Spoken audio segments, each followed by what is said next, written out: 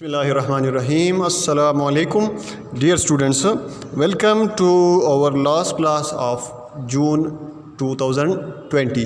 آج کا جو ہمارا لیسن ہوا تھا اس میں ہم نے ٹو نیشن تھیوری کو جو آغاز ہم نے کیا تھا from Muslim history, Muslim arrival in سب کانٹیننٹ، اس کو ہم نے آج ختم کیا آن 1937 الیکشن. اس سارے عرصے کو ہم نے جو ہے چھوٹے چھوٹے پوائنٹس میں یا چھوٹے چھوٹے ہیڈنگس کے ذریعے سے اس کو ڈسکس کیا. اپنے پریویس لیکچر میں ہم مسلم لیگ تک یعنی مسلم لیگ کے قیام تک پڑھ چکے ہیں. آج مسلم لیگ کا جو فارمیشن آف مسلم لیگ ہے اس کو مزید ایلیبریٹ کریں گے، کیونکہ اس دن ہم اس کو زیادہ ڈیٹیل کے ساتھ نہیں بیان کر سکے تھے. 1905 میں بنگال کی تقسیم ہوتی ہے اور بنگال کی تقسیم کے ساتھ پھر جو کانگریس ہے اور جو ہندو لیڈرز ہیں وہ بہت زیادہ ایکٹیو ہو جاتے ہیں، وہ پروٹیسٹ کرنا شروع کر لیتے ہیں اور اس کے علاوہ بہت ایفیکٹیو موومنٹس سٹارٹ کر لیتے ہیں against the division of Bengal. چنانچہ ان جو تحریک انہوں نے سٹارٹ کی تھی اس میں امپورٹنٹ تحریکیں آریہ سماج اور سودیشی موومنٹ کہلاتی ہیں.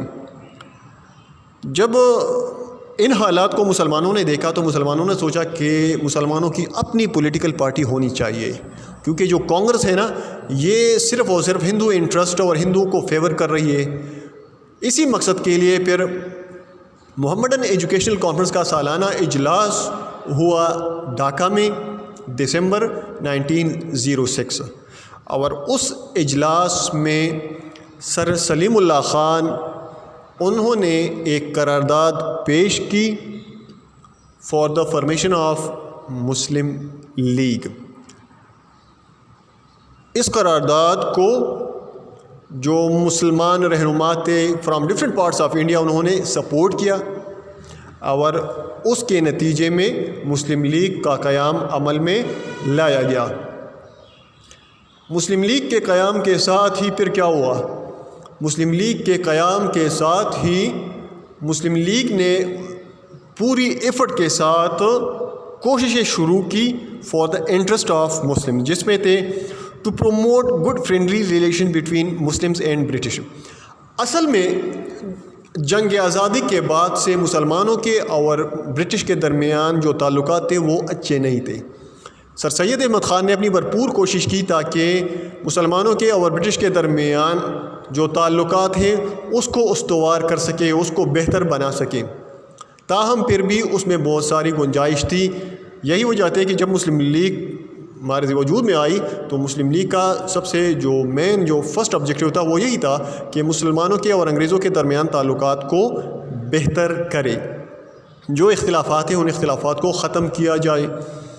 اسی آبجیکٹیو کو حاصل کرنے کے لیے ایفرٹ کرنا، اسٹرگل کرنا، یہ مسلم لیگ کے آبجیکٹیوز میں تھا. اچھا، ریموو مس کنسیپشنز، جو غلط فہمیاں تھیں مسلمانوں کے انگریزوں کے بارے میں یا برٹش کے بارے میں یا مسلمانوں کے اپنے دوسرے مسلمان بھائیوں کے بارے میں، مسلمانوں کے درمیان جو مختلف فرقے ہیں اس کے بارے میں، اس کو ختم کرنا. مسلمانوں کے جو علاقے ہیں ان کے درمیان اگر کوئی اختلافات ہے اس کو ختم کرنا. مسلمان جو نواب تھے، جاگیردار تھے، ان کے درمیان اتحاد پیدا کرنا. یعنی بنیادی آبجیکٹیو مسلمانوں کی یونٹی تھا. مسلم لیگ کا جو مین آبجیکٹیو تھا مسلمانوں کی یونٹی، مسلمانوں کو متحد کیا جائے. نمبر 3 تھا protection of Indian Muslim. Number 4 تھا مسلم سولیڈیریٹی، یعنی مسلمانوں کے درمیان یا یکجہتی یا اتحاد قائم کرنا. نمبر 5 تھا اکنامک رائٹس، مسلمانوں کے معاشی حقوق کا حفاظت کرنا. آپ جانتے ہیں، میں بتا چکا ہوں کہ مسلمان جو تھے وہ معیشت کے لحاظ سے، تعلیم کے لحاظ سے بہت پیچھے تھے from Hindus had got superiority in both these field. That's why Muslim League tried his best to create awareness among the Muslims for economic development and education. اس کے علاوہ protection of culture and civilization آپ کو نظر آ رہا ہے. پولیٹیکل انٹرسٹ، مسلمانوں کے سیاسی حقوق کا حفاظت کرنا. सियासी हुकूक सबसे इम्पॉर्टेंट होते हैं। अगर मुसलमानों के सियासी हुकूक उनको मिलते हैं जो कि उसका ऑब्जेक्टिव भी था, जो मुस्लिम लीग की फॉर्मेशन का मेन ऑब्जेक्टिव पॉलिटिकल इंटरेस्ट ही था, तो मुसलमानों की माशी हालत भी अच्छी होगी, मुसलमानों की सकाफ़त की भी हिफाजत होगी, मुसलमानों की कल्चर की, सिविलाइजेशन की सारी चीज़ें प्रोटेक्ट होगी। अगर आपको सियासी हुकूक नहीं मिलते तो आपके जो दीगर हुकूक है वो भी पामाल होते जाएंगे। अच्छा, मुस्लिम league struggled for the protection of interest of Indian Muslims from 1906 to 1928 under to nation theory.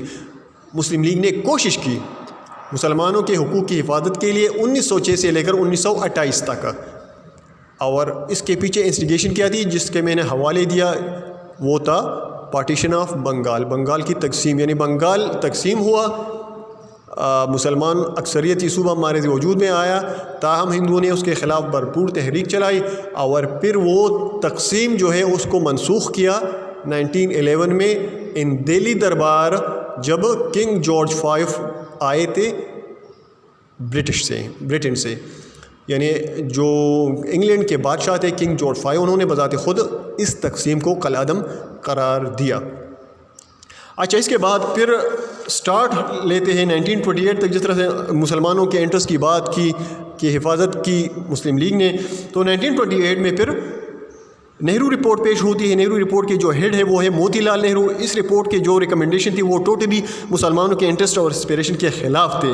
इसने हिंदू मुस्लिम इत्तेहाद को हमेशा के लिए ख़त्म किया और उसका नतीजा ये निकला कि मुसलमानों ने बजाय इसके कि मुसलमानों के हुकूक के लिए बात करते, उन्होंने यहाँ इसके बाद फिर मुसलमानों के लिए एक अलग जो स्टेट ही उसके बारे में सोचना शुरू किया, जिसका इशारा दिया था इलाहाबाद एड्रेस में अल्लामा इकबाल ने।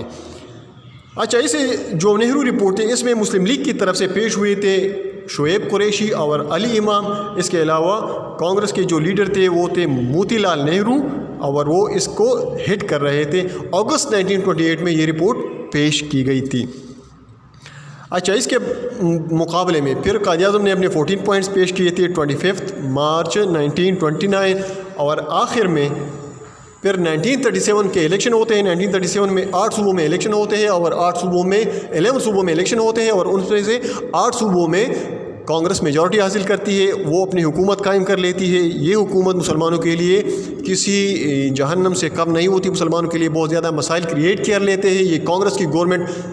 हाउएवर फिर 1939 में दूसरी जंग अज़ीम का आगाज़ होता है और 1939 में कांग्रेस मिनिस्ट्री से रिज़ाइन कर लेती है। नतीजतन मुसलमान जो है under the leadership of Quaid-e-Azam Mohammad Ali Jinnah they observe the day of deliverance, यानी वो यौम निजात मनाते हैं ऑन 22 दिसंबर 1939। आज का लेक्चर हमारा यहीं तक था और इसमें हमने टू नेशन थ्योरी को जो हमने स्टार्ट किया था from early Muslim history to 1937 election and the resignation of Congress from ministries, यहाँ तक पढ़ा। इंशाअल्लाह हम अपने नेक्स्ट लेक्चर में अपने जो इसके बाद वाले टॉपिक्स है उसको स्टार्ट करेंगे। तब तक के लिए अल्लाह हाफिज़।